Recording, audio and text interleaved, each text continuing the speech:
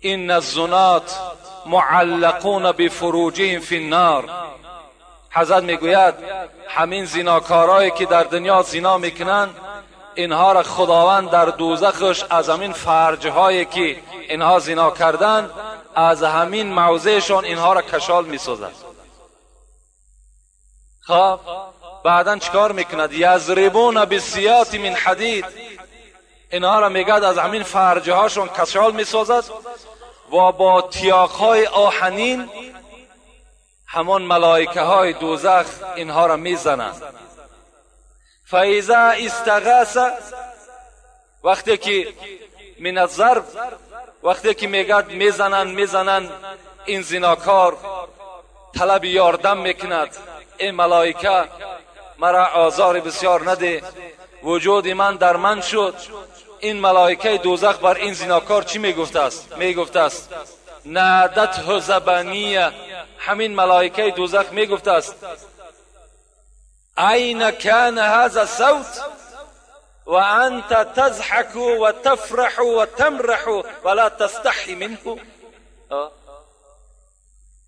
این ملائکه دوزخ میگفته است این طلب یاردمی که الحال تو از من میکنی، آیا نمیشد که همین طلب یاردم در دنیا میکردی؟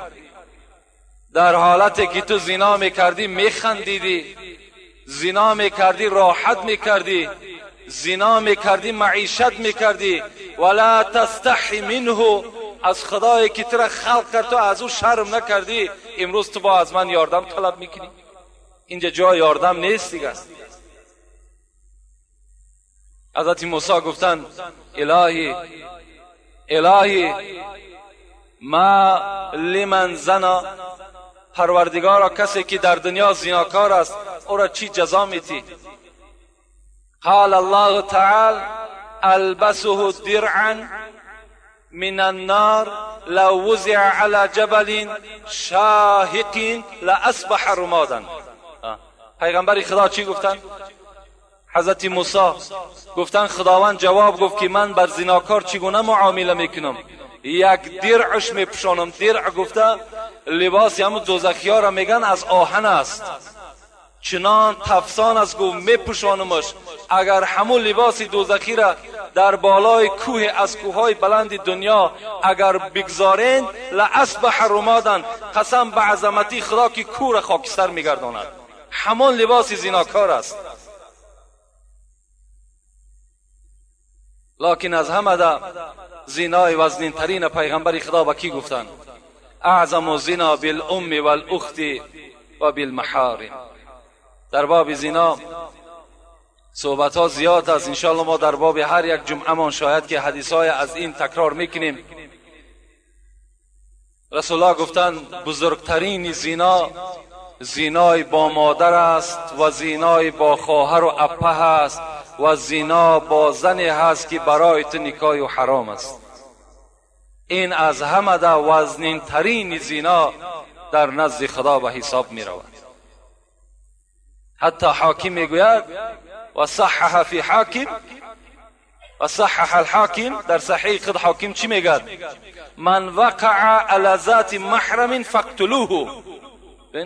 حضرت گفتن اگر کدام انسانی که اگر با خواهر و اپه و آچه خود وقت زنا کرد با جز کشتن دیگر او را باید یگان راه نداشته باشد، فقط او انسان قتل کردن در کار. امروز در همین زمان ما و شما شنیدیم، با مادرم شنیدیم، با خواهرم شنیدیم، با اپه هم شنیدیم. برای چی؟ برای که ما و شما پیروی سنت پیغمبر خدا نشدیم. برای که ما و شما آن چیزی که پیغمبر خدا به ما و شما سفارش میدهد، من کان یؤمن بالله والیوم الاخر، کسی ایمانی به خدا دارد، ایمانی به روز قیامت دارد، فلا یخلون بامرأة لیس معها محرم الا ثالثهما الشیطان. ببین پیغمبر خدا میگه هیچگاه با زنی که همراه خود یگان محرمش نباشد شما تنها نشینید، زیرا این که سیوم شما شیطان می شود. شما حتی به خواهر خود، به ینگه خود، به خاله و عمه خود که اینا برای شما گرفتنشون حرام است، تنها نشستن شما را پیغمبر خدا اجازت نمیده، زیرا میگه سیوم شما شیطان است، شما را وسواس میکنه.